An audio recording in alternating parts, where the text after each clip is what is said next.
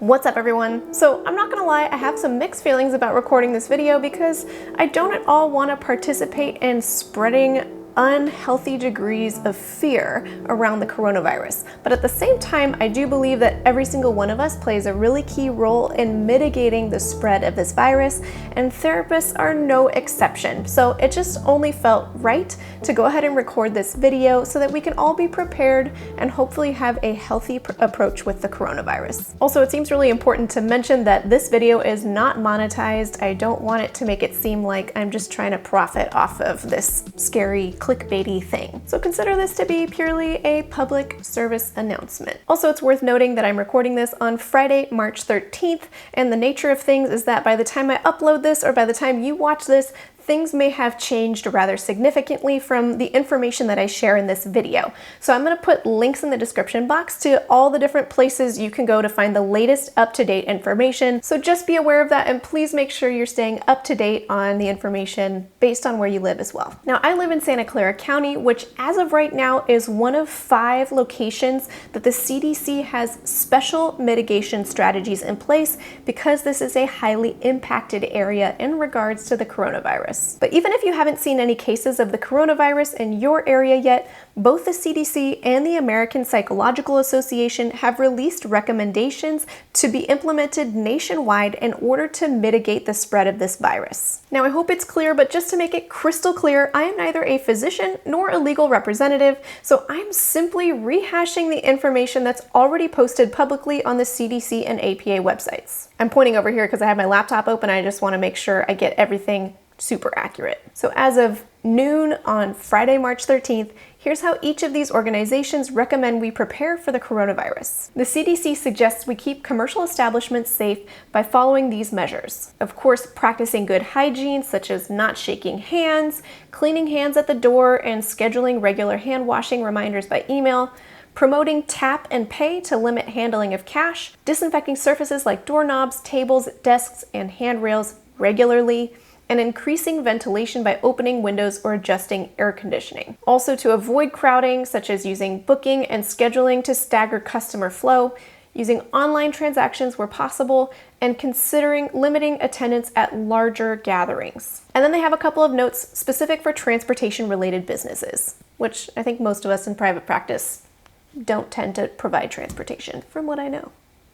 Who knows, maybe there's, be cautious if that applies to you. So based on the CDC's recommendations, in addition to washing hands, wiping surfaces, and avoiding contact with others, you might also consider finding some sort of invoicing option or keeping a client's card on file in order to avoid that exchange of money in person, whether cash, check, or credit card. I put links in the description box to a few HIPAA-Secure Invoicing options in case you need help with where to start on that. Also, if your waiting area tends to be busy, the CDC recommends you find some ways to help stagger your clients or coordinate your scheduling so that your waiting area isn't as busy. You might consider putting larger gaps between clients, or if you're in an office with several other colleagues, then maybe coordinating with them to avoid having a very full waiting area. Of course, the CDC's recommendations are for commercial businesses in general, but the American Psychological Association offers recommendations specific for therapists. Now, notice that the APA's recommendations were updated on March 5th, which in the grand scheme of how this virus plays out is quite a while ago, even though it was just like last week. So take this with a grain of salt and err on the side of caution if needed. So it's interesting to me that the APA's first recommendation is rather self-serving, and they're letting us know to prepare our practice for the assumption that we're going to have a drop in income, which is certainly important to address, though there's some other options to help avoid the drop in income, but you might like to start there. Be prepared by having some money in savings, or do whatever you need to shuffle money around and make sure you're ready for a drop in clients. Now, the next tip they offer, I think, is one of the most major tips, and that is to explore telepsychology options. Now, if you can meet with your clients remotely, that's the win-win situation where you're not exchanging germs or whatever kinds of things might be floating around between the two of you, but you can still offer your services to your clients. If you're not currently set up to offer teletherapy to your clients, it doesn't have to take too long, and the APA offers some recommendations for how to get that set up, so I've linked to those recommendations below in case you'd like some help. The APA also suggests you review your malpractice insurance policy.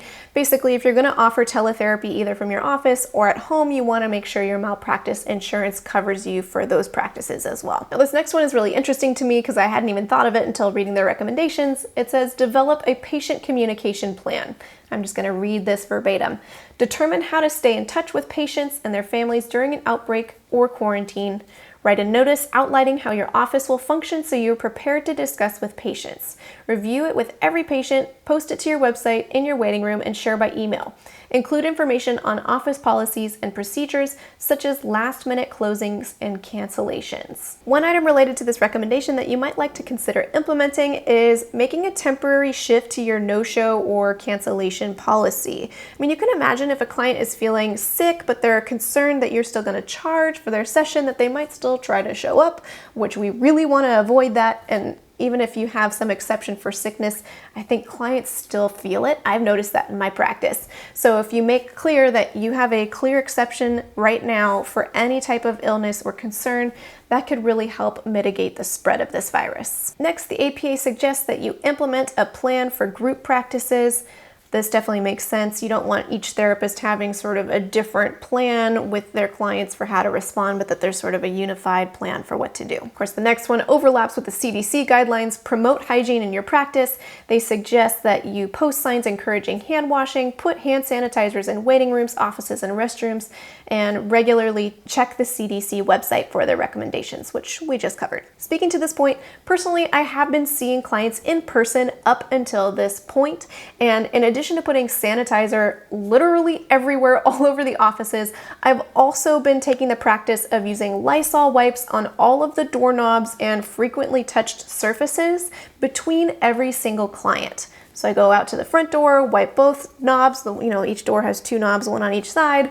I go to the bathroom, I touch anything that people might touch as they go in and out of my office, wiping my device that I use for charging Square, etc. I do that between every single client. And of course, I wash my hands between every single client as well. Next, the APA suggests that you help manage patient and community anxiety. Now, this is huge. I mean, this is such a national concern.